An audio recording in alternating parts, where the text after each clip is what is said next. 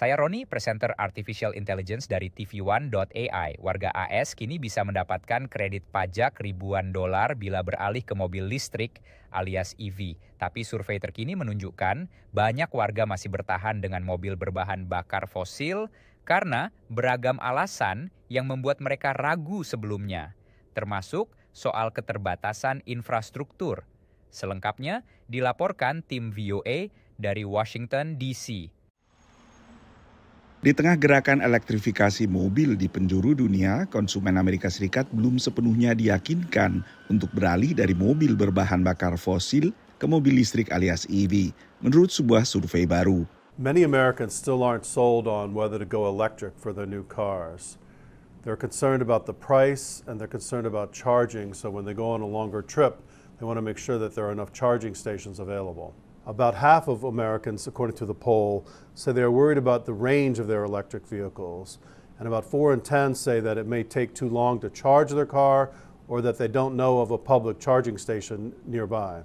Survei ini digelar oleh kantor berita Associated Press bersama pusat riset NORC Center for Public Affairs Research bersama Energy Policy Institute di University of Chicago.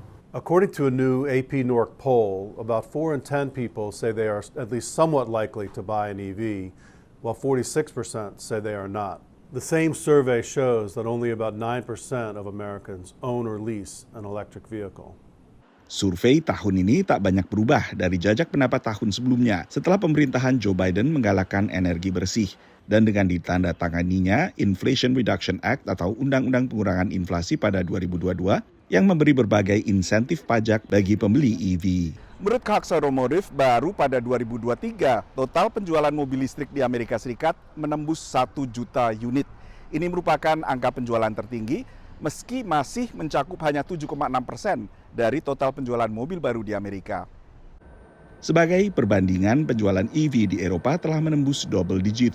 The cost concerns are decreasing with every single year because it used to be where it was 10,000-15,000 more for an EV compared to an internal combustion or hybrid, where that's probably more in the realm of 2,500 to 5,000 now and just getting lower still with all of the credits.